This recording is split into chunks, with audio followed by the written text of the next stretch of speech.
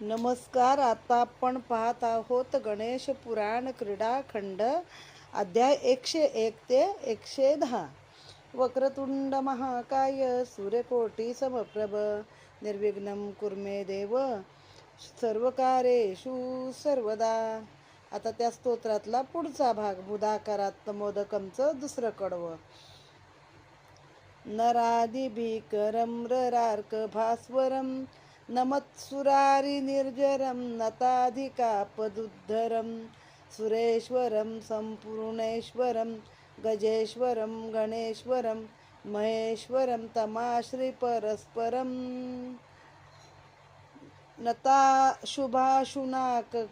नताशुभाशुनाशकं नमामि तं विनायकं.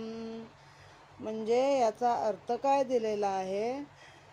जो अहंकाराने भगवंताला नतमस्तक होत नाही त्यांना तो भयंकर रूप धारण करतो. त्याचे सौम्य स्वरूप मात्र नव्याने उगवलेल्या सूर्यासारखे आहे. दिता अर्का भाव स्वरूप म्हणजे त्याने केल्यासारखं आहे.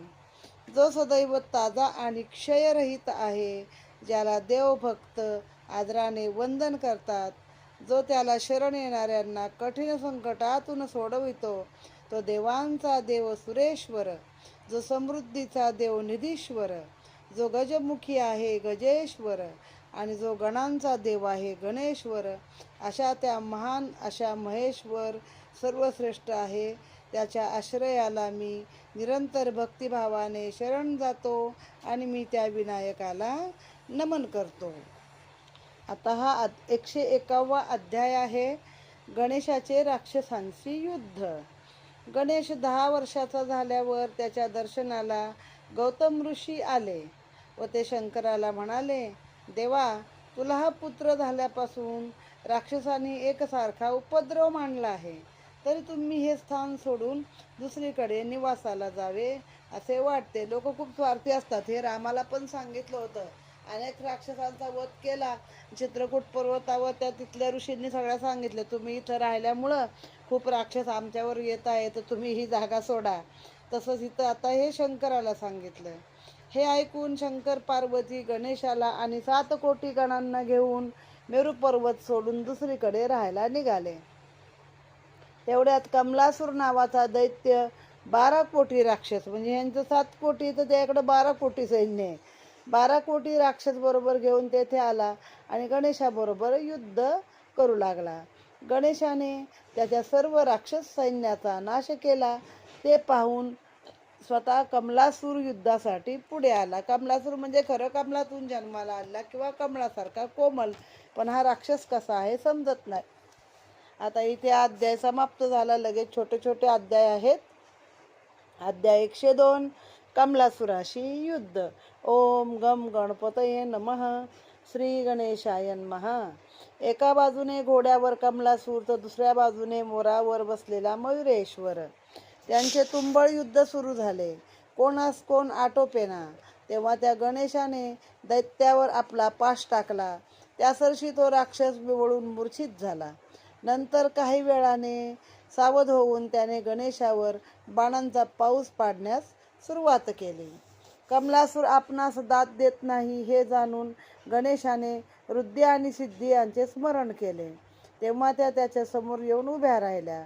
गणेशाने त्या राक्षसाच्या रक्तापासून निर्माण होणाऱ्या अगणित राक्षसांना खाऊन टाकण्याची त्यांना आज्ञा केली. त्यांनी गणेशाच्या आज्ञेप्रमाणे, त्या सिद्धी आहेत ना, त्या काही करू शकतात, गणेशाच्या आज्ञेप्रमाणे रक्तापासून उत्पन्न झालेल्या सर्व राक्षसांना खाऊन फस्त केले.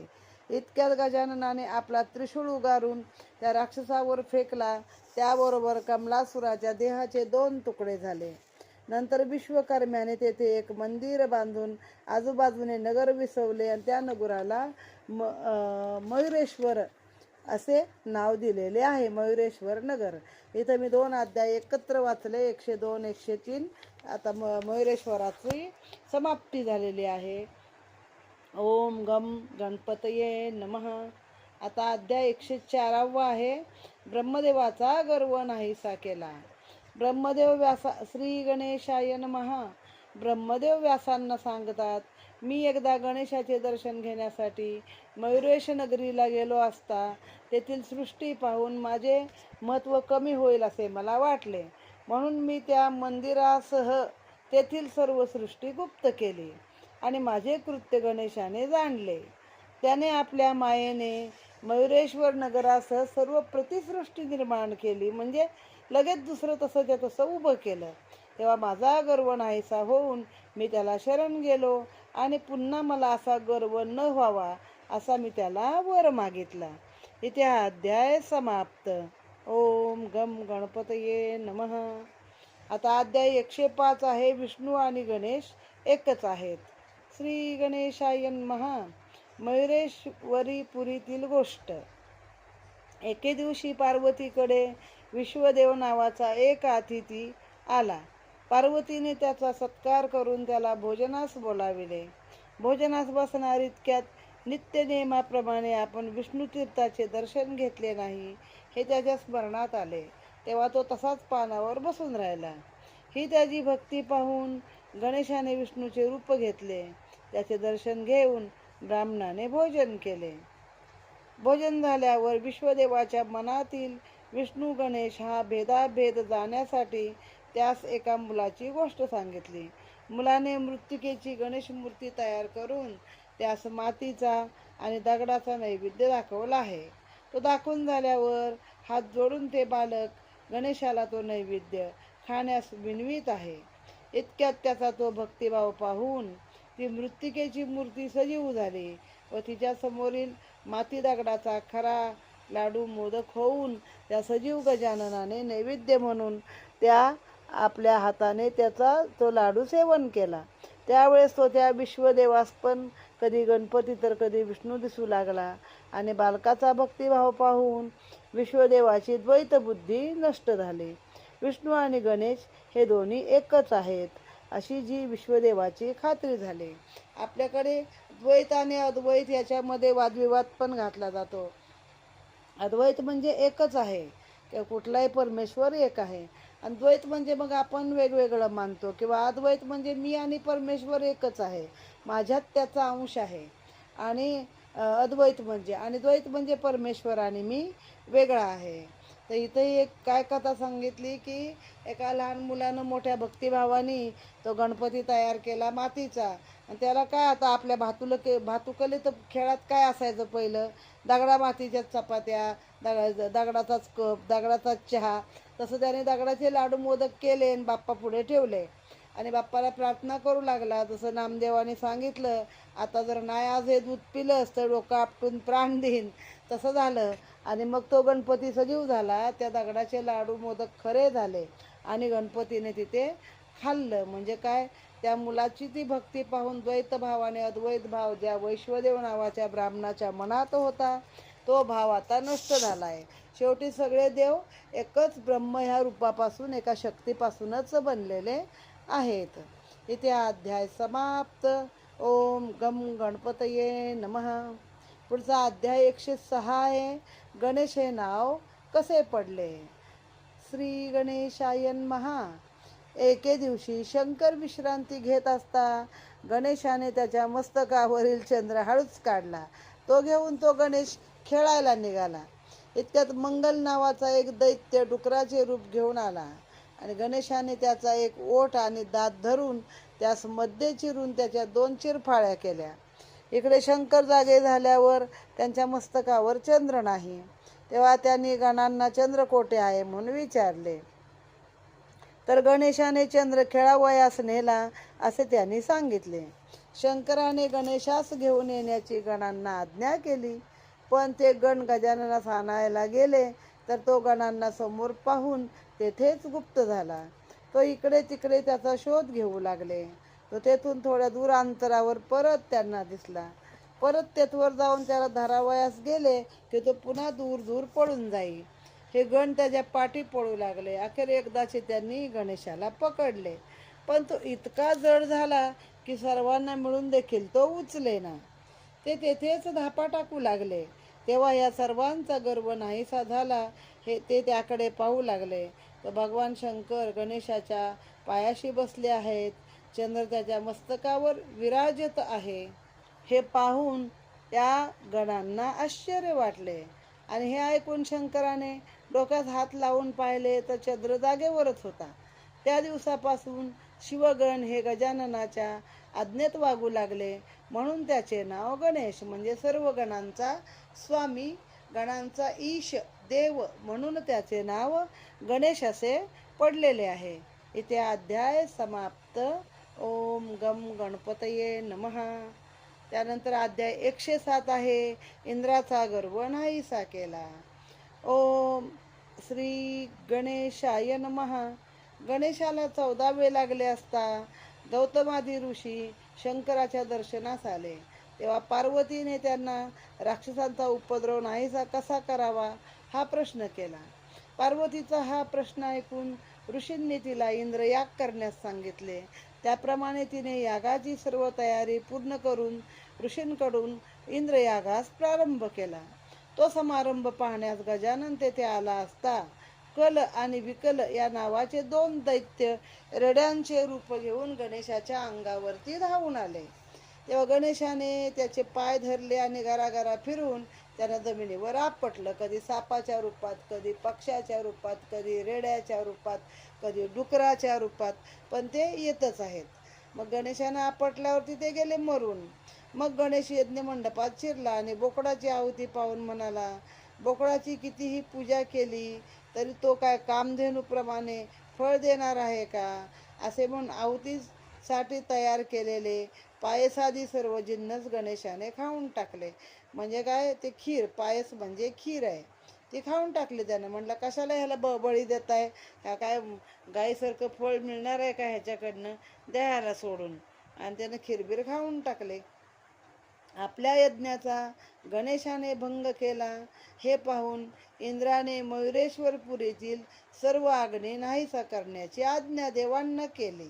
त्याप्रमाणे त्यांनी तेथील सर्व अग्नी नाहीसा झाला. आता आपल्याकडे परिस्थिती आहे ना, जर गॅसच नाही तर अग्नी कसा पेटवायचा, तसं त्यांच्याकडे तेव्हा अग्नीच होईना झाला काही केलं तरी. हे गणेशाला कळल्यावरती तो अग्नी रूप झाला व तेथील जे व्यवहार ठप्प झाले होते ते पूर्ववत चालू लागले. अग्नी नाहीसा करण्याचा काहीच परिणाम झाला नाही हे इंद्राला कळल्यावर त्याने वायूला आणि सूर्याला गुप्त केले. परंतु गणेशाने प्रतिवायू आणि दुसरा सूर्य निर्मून इंद्राला शह दिला. तेव्हा आपणास काहीच साध्य होत नाही हे जाणून इंद्राचा गर्व नाहीसा झाला आणि तो गजाननाला शरण गेला. इंद्र असाच आहे, प्रत्येक वेळी आधी काहीतरी खोड्या काढतो आणि मग त्याच देवाला शरण जातो किंवा धावा करत राहतो. असं खूप कथेमध्ये आहे.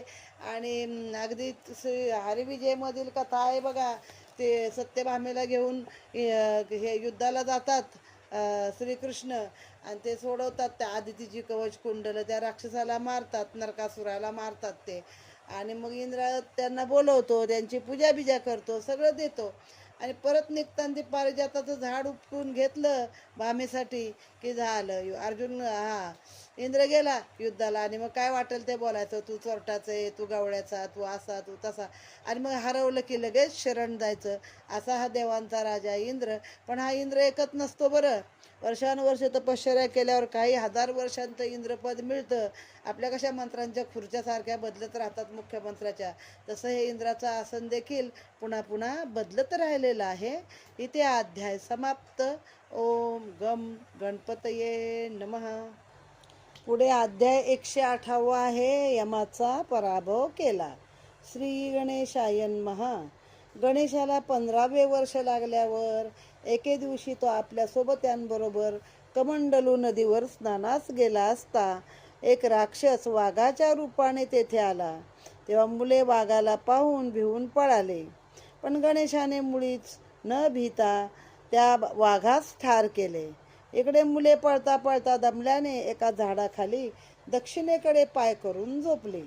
तेव्हा मुले आपल्याकडे पाय करून निजली म्हणून यमाने सर्वांना उचलून यमलोकी नेले.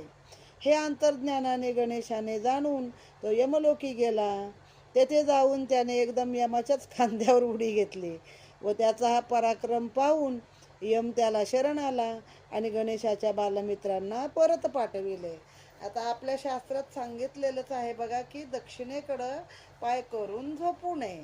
आता पुराणामध्ये सांगितल्याशिवाय आणि काहीतरी यमदिशेची भीती घातल्याशिवाय माणूस ऐकत नाही. पण प्रत्यक्षामध्ये असं आहे, आपलं शास्त्र पण सांगतं की नाही, उत्तर ध्रुव आणि दक्षिण ध्रुव असे आपण जेव्हा हे करतो, भाग आता विज्ञानाने केलेत की नाही पृथ्वीचे तसे दोन भाग, दोन गोलार्ध. मग त्याच्यामध्ये चुंबकीय तत्व जी असतात ती दक्षिणेकडे पाय करून झोपले असता आपल्या शरीराला हानिकारक असतात. म्हणून दक्षिणेकडं पाय करून झोपू नये असे पूर्वजांनी पण आपल्याला सांगितलेले आहे. इथे अध्याय समाप्त. ओम गम गणपतये नमः. आता अध्याय 109 आहे, गणेशाच्या विवाहाचा विचार. श्री गणेशाय नमः. एके दिवशी नारद मुनी शंकराच्या दर्शनाला आले असता पार्वतीने गजाननाच्या लग्नायोग्य एखादी मुलगी आपल्यासाठी पहा, आपल्या पाहण्यात आहे का आपल्या मुलासाठी, असा प्रश्न नारदाला केला. तेव्हा नारद म्हणाले, ब्रह्मदेवाच्या रिद्धी आणि सिद्धी अशा 2 कन्या निर्माण केलेल्या आहेत. ब्रह्मदेवाचा काय पत्नीपासून नाही, हे सगळे असतात ते असे निर्माण केले असतात. तो तर पृथ्वीचा निर्माताच आहे ना सगळ्या जगाचा. त्यांच्या लावण्याने लज्जित होऊन मयासुराची कन्या संज्ञा हिने घोडीचे रूप धारण केले. आता मागच्या ते वाचलंय, मयासुराची मुलगी संज्ञा ही सूर्याला दिली, तिला सूर्याचं तेज सहन होईना म्हणून ती वनात जाऊन राहिली. आता इथं त्याचं वेगळं कारण सांगितले की त्या ती खूप रूपवान ना ही संज्ञा. तर मग मयासुराचीच दुसरी मंदोदरी बरं, ती पण रावणाला दिलेली अतिशय सुंदर होती. तर मग ती घोडीचं रूप धारण केलं आहे आणि गौतमाची पत्नी शिळा होऊन पडलेली आहे. तर जालंधराची पत्नी वृंदा तुळस झाली आहे. यांच्याशी गणेशाचा विवाह झाल्यास फार बरे होईल. म्हणजे ह्या ज्या सगळ्या सुंदर होत्या एकदम दिसायला, त्या सगळ्या कोण घोडी झाली, कोण शिळा होऊन पडलेली आहे, कोण जालंधराची पत्नी तुळस झाली आहे. कुणामुळं तर रिद्धी सौंदर्यामुळं, असं एकंदरीत नारदाने सांगितलं. तेव्हा आता ह्यांच्याशी जर गणेशाचा विवाह झाला तर फार बरे होईल. हे ऐकून गंडकी नगरामध्ये सिंधू दैत्याच्या बंदीमध्ये असलेल्या ब्रह्मदेव वगैरे यांना देवांकडे जायला शंकर आपल्या सर्व परिवारासह गणेशाला घेऊन निघाले. वाटेत त्यांना पुष्कळ दैत्यांनी त्रास दिला, पण गणेशाने आपल्या पराक्रमाने त्याचा पूर्ण बिमोड केला. म्हणजे आता ब्रह्मदेव कुठं होता, तर सध्या तो तुरुंगात होता सिंधू दैत्याच्या. किंवा मुद्दाम पुढचं घडावं म्हणून सगळं केलेलं असतं देवांनी, कारण विष्णू मोकळा आहे, शंकर मोकळा आहे, तर ब्रह्मदेवच काय एकटा कैदेमध्ये राहील. म्हणजे मग ते पुढचं घडण्यासाठीच केलं आहे. मग त्याशी बोलणी करायला म्हणून हे सगळे लोक वाजत गाजत आता तिथे गेलेले आहे आणि रस्त्यामध्ये अनेक राक्षस आले, त्यांचा बिमोड देखील केलेला आहे. इथे अध्याय समाप्त. ओम गम गणपतये नमः. आता अध्याय 110, नंदी शिष्टाईला निघाला. श्री गणेशाय नमः. सगळी मंडळी नगरापासून 4 कोसावर आल्यावर तेथे सर्वांनी तळ दिला. त्यावेळी गणेश शंकराला म्हणाला, महाराज, प्रथम आपण सिंधूकडे शिष्टाई करण्यास दूत पाठवू. त्याप्रमाणे पुष्पदंत, वीरभद्र, शृंगी यापैकी शिष्टाईस कोणाला पाठवावे असा विचार पडला. पण नंतर गंभीरपणाने वागणाऱ्या नंदीचीच तिथे नेमणूक केली गेली. सिंधूबरोबर शिष्टाई करण्यासाठी योजना करून त्यास गंडकी नगरात पाठविले. तेव्हा नंदी मोठ्या आयटेने सिंधू राजाच्या राजवाड्यामध्ये गेलेला आहे, राजवाड्याच्या जवळ येऊन उभा राहिला आहे. इथे अध्याय समाप्त. ओम गम गणपतये नमः. असे एकंदरीत आपण 10 अध्याय इथे पाहिलेले आहेत. बाकीचं उद्या पाहूया. ओम गम गणपतये नमः. गणाधीश जो ईश सर्वा गुणाचा, मूळारंभ आरंभ त्या निर्गुणाचा, नमो शारदा मूळ चत्वारवाचा, गमोपंत आनंत या राघवाचा. जय जय रघुवीर समर्थ. गणपती बाप्पा मोरया, मंगलमूर्ती मोरया. गणपती बाप्पा की जय. उंदीर मामा की जय.